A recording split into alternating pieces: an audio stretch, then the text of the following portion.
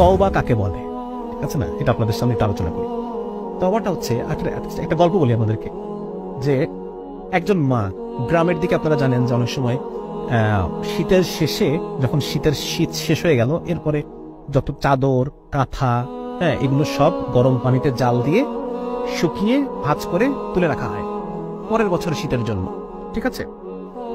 তো এরকম একটা সিনারিও চিন্তা করেন যে একজন মা রান্নাঘরে পানি জাল করছেন কাপড় মানে কাঁথাগুলো ধোয়ার জন্য বা সিদ্ধ করার জন্য।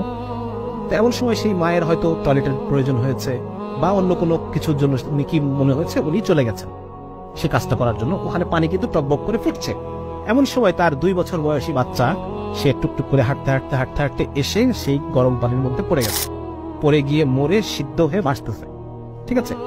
এখন ওই মা রান্নাঘরে প্রথম পা দিয়ে চুলার দিকে, মানে ওই পাতিলের গরম পানির যে পাতিল, সেই ডেকচি, সেদিকে তাকিয়ে এই মায়ের প্রথম ফিলিংসটা কি হবে? এই মায়ের প্রথম ফিলিংসটা কি হবে?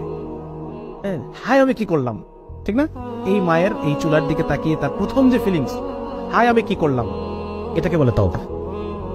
দিস ইজ তওবা। হ্যাঁ, এই মা তার বাকি জীবনে যদি আরো 80 বছর বাঁচে, সে আর কোনোদিন ওই দরজা খোলা রেখে যাবে না।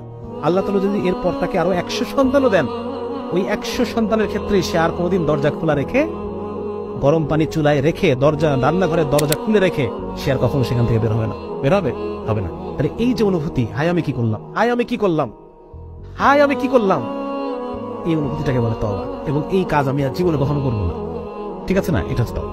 তো আমার এই তওবা, এই অনুভূতি, আমি যদি আল্লাহর সাথে, যতবার আমার গুনাহ হবে আমি আল্লাহর সাথে অনুভূতি করি, আল্লাহ তাআলা আমাকে মাফ করে দেবেন।